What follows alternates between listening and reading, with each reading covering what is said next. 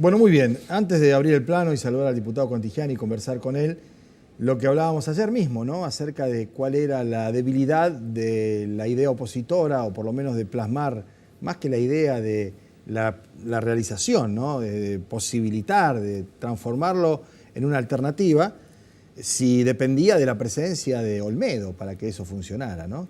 Después vamos a hablar de Olmedo porque ayer aludía en su discurso también Contigiani, a este productor sojero de Salta, ¿no? Y del norte y de varios lugares, tienen varias provincias, ¿no? Miles y miles de hectáreas de desmonte, bueno, después hablamos.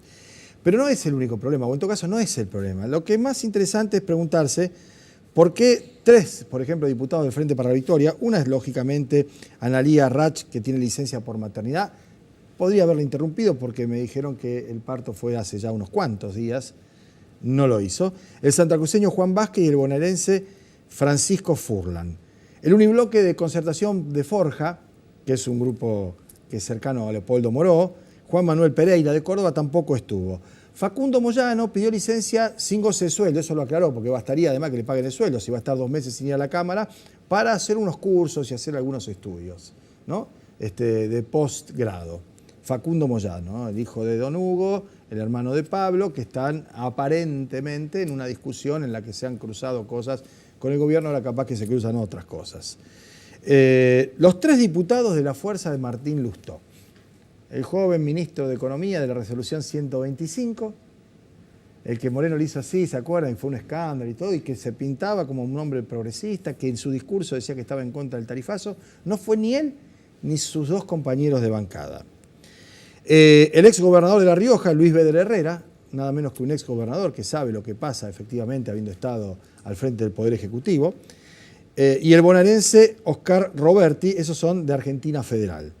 Del Frente Cívico por Santiago, que tiene 6 integrantes, solo 2 fueron a la Cámara a participar o a entrar al recinto para dar quórum. Y cuando llegó Di Stéfano, que era el misionero que llegó tarde, fue cuando se levantó Olmedo, ¿no?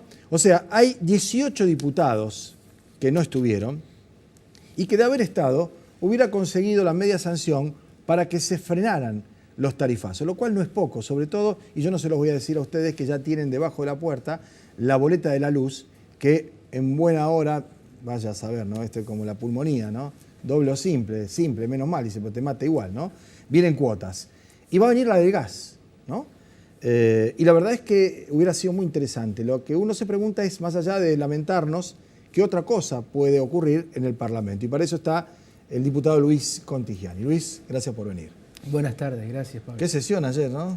Sí, comparto en líneas generales. Tan cerca y tan lejos a la vez, porque lejos la lejanía no la da un solo diputado, sino que sea Olmedo ese diputado. Bueno, ¿no? Yo lo dije en mi intervención. Yo le conozco al diputado Olmedo el Pédrigue, ¿no? Estuve 10 años trabajando en la Federación Agraria Argentina.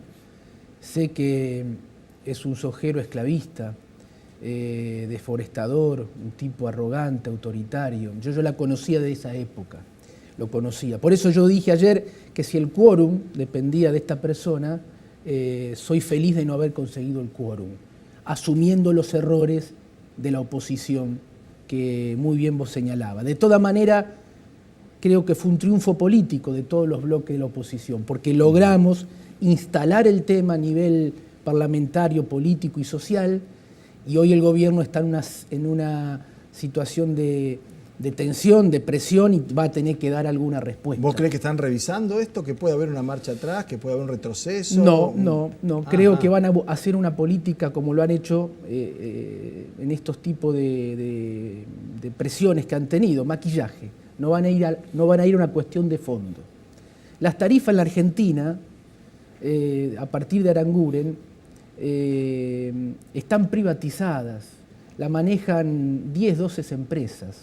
La lógica de los tarifazos en la Argentina tiene que ver con garantizar la rentabilidad a 10, 12, 15 empresas, no más que eso. Gas, electricidad, petroleras y demás.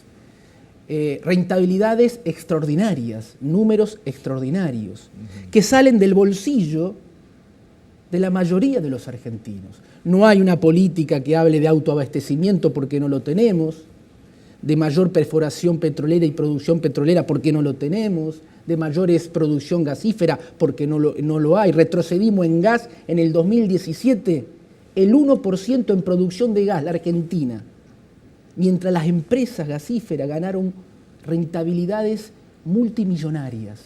Y nuestra gente se le hace muy difícil pagar la factura de gas. Para poner un ejemplo, no hay una política de energías renovables, la tarifa social, la garrafa cuesta conseguirla, la garrafa social no se consigue. No. Le están cobrando IVA sobre la garrafa que deben pagar los sectores más vulnerables, porque el señor Aranguren, entre otras innovaciones que hizo en su política de asegurarles... fue cobrarle más a los que menos tienen. Exacto. Y le está cobrando suerte de escarmiento, ¿no? Para que nos entienda nuestra gente, hay una parte de la garrafa que es gratis en el segmento R1 de usuarios, y cuando se exceden ese usuario, los sectores más vulnerables, tienen que ir a comprarle y pagan IVA sobre ese precio.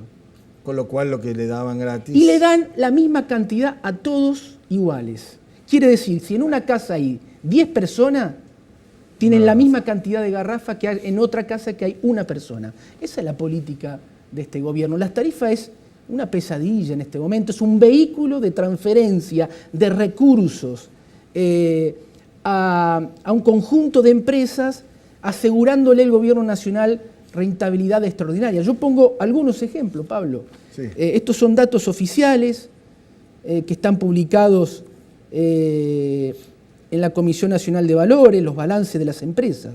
Metrogas, la empresa Metrogas, ganó en el 2017 774,8 millones de pesos de ganancias. En el 2016 habían ganado 604 millones de pesos.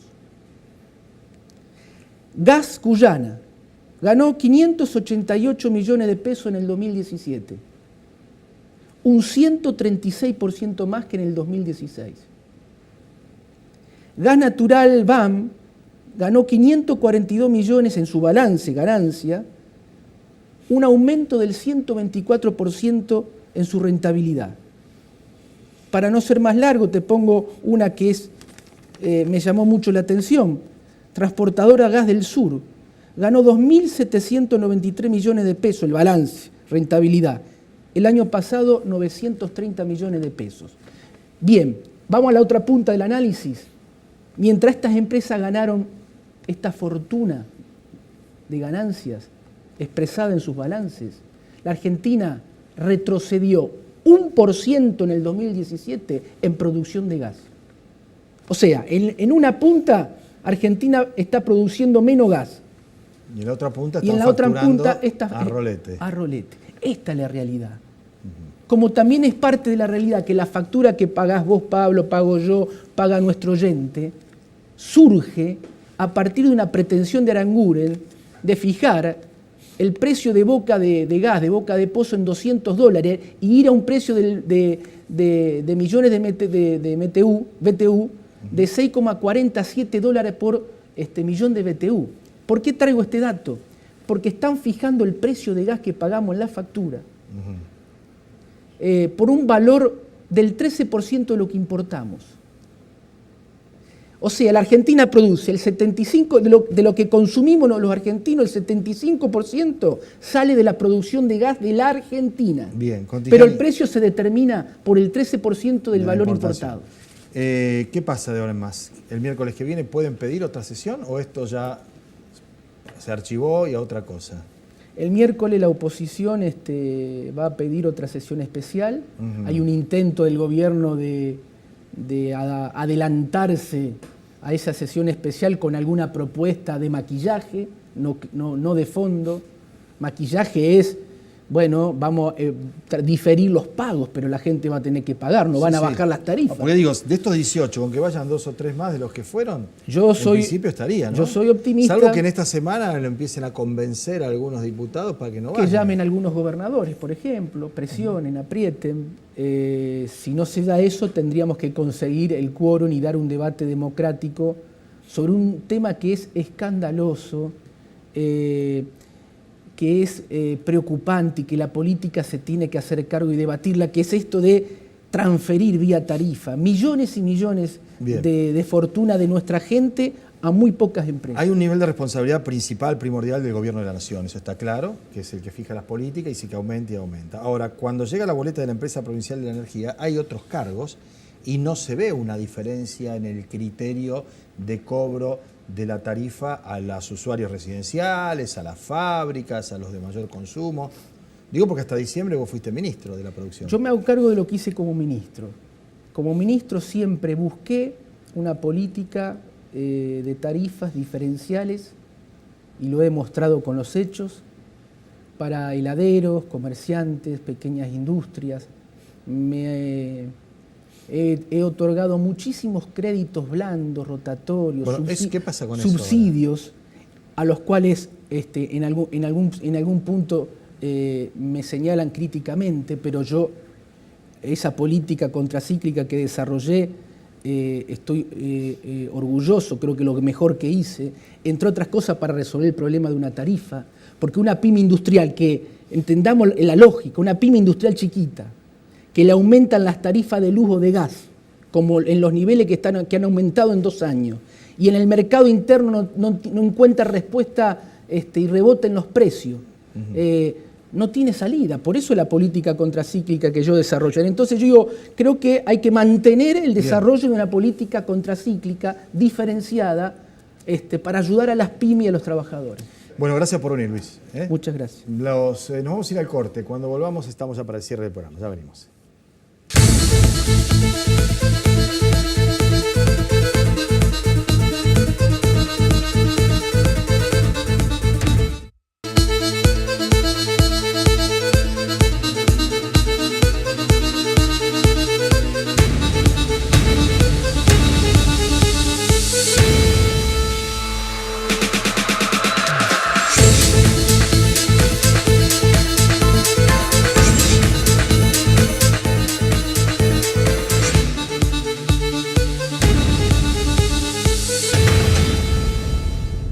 Buenas tardes, ¿cómo les va? Aquí estamos comenzando otra emisión de Los Días Contados con una temática que está focalizada en cuestiones que naturalmente nos afectan a todos y que están en la portada de los principales medios de la ciudad, de la región, porque una de ellas es específicamente de la provincia de Santa Fe y particularmente de la ciudad de Rosario, y la otra a nivel nacional después de la huida de Olmedo de la Cámara de Diputados, pero que, como decíamos ayer mismo, sobre la hora y con los hechos en caliente, es bastante triste que tengamos que apostar, como dicen en el hipódromo, a las patas de ese pingo, ¿no? Porque si era Olmedo el garante de una oposición sólida, unida, en contra de lo que parece un arrebato, como son los aumentos desproporcionados de tarifas, y poder conseguir el congelamiento y que se retrotraigan algunos de ellos, y el hombre clave era Olmedo, por una cuestión de orden de llegada. Olmedo se iba a ir, no iba a estar. Pasa que cobró una relevancia que tal vez él no esperaba o que tal vez le guste dentro de su ignorancia estar en el tapete, que hablen de él a partir incluso de esta actitud absolutamente previsible, por otro lado, de un hombre que tiene algunos comportamientos ya conocidos, homofóbico, misógeno, racista, retardatario. Es ese hombre que anda de campera amarilla cual si fuera su uniforme, adelantándose a los tiempos, eso hay que reconocérselo, ¿no? Pero claro, ese es uno de los temas. Vamos a hablar de qué puede pasar de ahora en adelante, porque por un diputado que estuvo ausente no se pudo tratar la sesión, no se pudo votar el congelamiento de tarifas. Vamos a ver qué pasa la semana que viene, que en principio habría un nuevo intento. Después de la pausa estaremos hablando con Luis Contigiani, diputado por la provincia de Santa Fe. Debo decir, como lo decíamos ayer mismo y ahora con absoluta certeza, que todos los legisladores de Santa Fe estaban presentes en la Cámara, los que votaban o que daban quórum y los que no también, porque esto es parte de la estrategia gubernamental, legislativa, de la política, que allí, como en su momento no se conseguía el quórum para la reforma previsional, y esa era una estrategia, decíamos, una herramienta, no dar el quórum de los sectores opositores, y finalmente lo consiguieron con aquellas escandalosas sesiones, con la represión en la plaza y demás. A la inversa también vale, es decir, no dar quórum es válido desde el punto de vista de la técnica o la política parlamentaria, más allá de lo que se diga después, los discursos, las presentaciones, entrar, dar el debate, discutir, plantear, todo eso también está bien, ¿no? Había 18 diputados más que podían haber estado y no estuvieron. Pero bueno, ese es uno de los temas. Vamos a estar hablándolo con Contigiani en un rato nada más. Lo que queríamos profundizar en la apertura del programa es esto que hoy otra vez publica la portada del diario La Capital y que revela el nivel de preocupación del gobernador Miguel Lifschit en torno a los temas de inseguridad, los homicidios, las bandas, los ajustes de cuenta, la delincuencia organizada en la provincia de Santa Fe y particularmente en Rosario y su área metropolitana. Habíamos contado hace un par de días que era una realidad cuanto menos bicéfala esta de hablar de una reforma constitucional mientras estábamos viendo cómo había sido un crimen de 3 hombres que se bajaron de un auto y ni siquiera pudieron defenderse quienes eran atacados. Estábamos hablando de los fines de semana que imprevisiblemente se dispara el nivel de violencia y hay más homicidios y más ajustes de cuenta. Estábamos hablando también, y lo retomamos, de los niveles de connivencia policial, de complicidad en muchos casos, de las cuitas entre el gobierno o el Poder Ejecutivo y el Poder Judicial, a su vez los reclamos de la órbita provincial a la órbita federal, y cada vez que una de estas cosas se hace posible o se hace presente, hay un policía santafesino en algún procedimiento hecho por la federal que cae en la redada. Sin ir más lejos, está bajo sospecha clara, evidente, importante, el segundo jefe de la Policía de Investigaciones, el comisario Drueta, que es un hombre de directa confianza de Maximiliano Puyaro. Por eso el que habla es Lifschit ahora. Y el que sale a poner el cuerpo es Lifschit, porque Puyaro está complicado en términos de el respaldo político a ese hombre que él sostuvo después de algunos episodios en donde estuvo el caso Ascaín, ¿se acuerdan? En el sur de la provincia de Santa Fe, también vinculado al narcotráfico.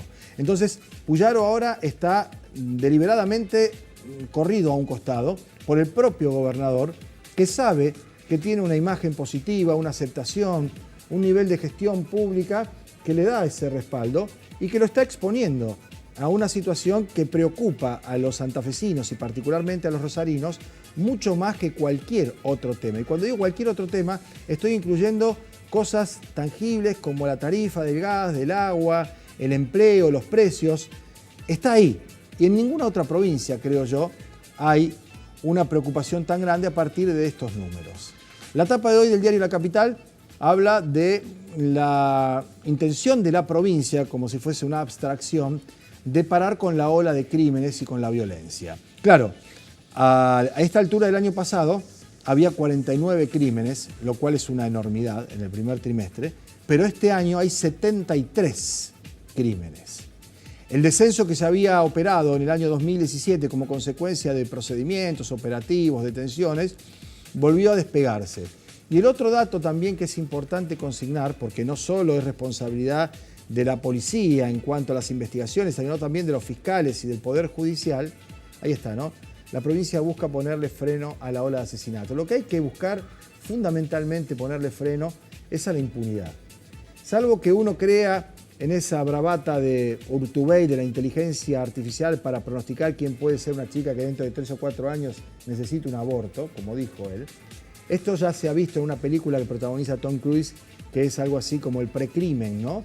Cuando hay datos de gente que son clarividentes y van y detienen a uno porque estaba en la oportunidad de cometer un crimen. Yo entiendo en las tareas de inteligencia, en la incorporación de la tecnología, en los investigadores preparados. Ahora, lo que hay que evitar es la impunidad. El crimen es muy difícil. Es decir, en cualquier lugar, en cualquier sociedad, hay crímenes. Las proporciones se aumentan básicamente por 2 cuestiones. Y esto no se me ocurre a mí. Estuvimos conversando con criminólogos, con altas fuentes de la justicia de la provincia de Santa Fe, que habla de las desigualdades y asimetrías sociales por un lado, como un factor determinante, y uno multiplicador, que es la impunidad. Ya sea por falta de determinación para el combate del delito, por impericia, la famosa trilogía, no sabe, no quiere o no puede. Frente a esa situación, el delito crece. Y entonces Santa Fe, que tuvo el año pasado, y estos son informes oficiales de la Fiscalía, de la segunda circunscripción, un 62% de nivel de esclarecimiento de crímenes, de homicidios, que tampoco es extraordinario, ¿no? Prácticamente uno más que la mitad, de cada 10, 6. Ha caído esa cifra en lo que va del primer trimestre, si bien están en proceso de investigación muchos de esos homicidios, el año pasado hablábamos de 160 a lo largo de todo el periodo, solo 40 con procesados y solamente 1 de cada 10 con condenados en un lapso prudencial de la justicia, que es el mismo año que ocurrió el episodio, dan como resultado esto que estábamos hablando.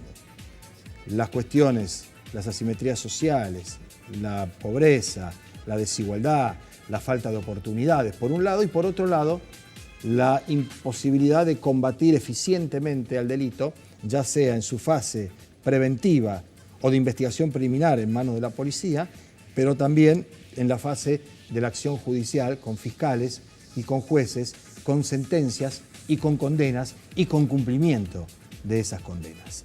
De manera tal que el problema fundamental en la provincia de Santa Fe, tengo para mí, después de haber avanzado en estas informaciones, de tener los datos, de invitar para la próxima semana a gente que está trabajando y poniendo lo mejor que tiene, y a veces no alcanza, porque con esto es lo mismo que con cualquier otra especialidad. Uno puede tener la mejor intención, pero si hay que operar a alguien, lo mejor es llamar a un cirujano. No una buena persona cariñosa que contemple, que consuele. Hay que llamar a un cirujano. Y en esto es lo mismo.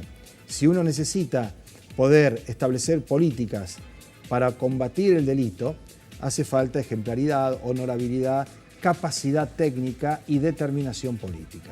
Yo no estoy diciendo que los funcionarios de este gobierno no la tengan. Lo que sí digo es que hay una desproporción entre lo que se está investigando y se está combatiendo y los medios y los recursos y las capacidades aplicadas para ese combate. Los resultados hablan por sí solos. Esta ululancia, esta estadística serrucho de subir y bajar el nivel de homicidios y también el nivel de esclarecimiento de esos homicidios y delitos revela efectivamente que ese vector que se había trazado y que había empezado a transitarse de manera favorable está sufriendo algunas modificaciones. Como consecuencia, entre otras cosas, de situaciones sociales muy complejas. Por ejemplo, aumentó prácticamente al triple la cantidad de crímenes de mujeres en los últimos 5 años.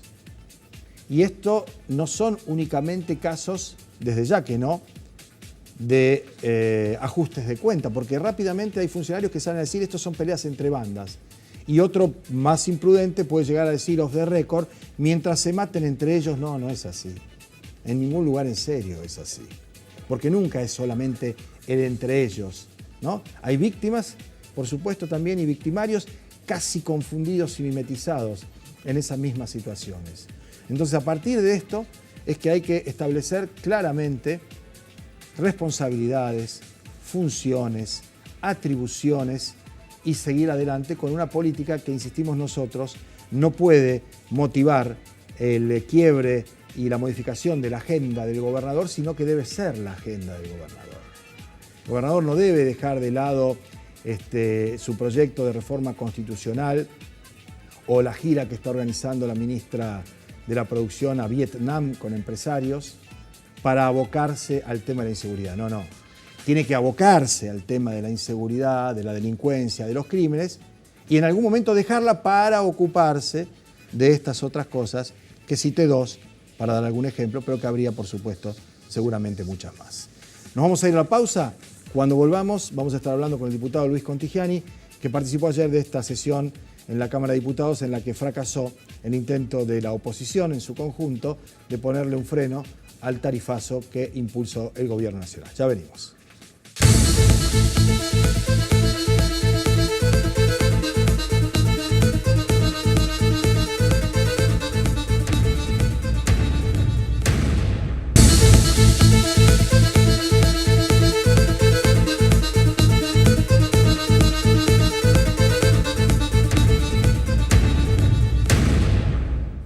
Bueno, muy bien, los últimos instantes del programa para agradecerles, por supuesto, la compañía de cada día y para proponerles que mañana nos vamos a encontrar a partir de las 2 de la tarde, probablemente con la tertulia, con Leo Richardino, que se está recuperando de una faringitis, y también probablemente con Oscar Bertone. Está en nuestras intenciones poder hablar lo antes posible con el gobernador de la provincia, Miguel Lifschit.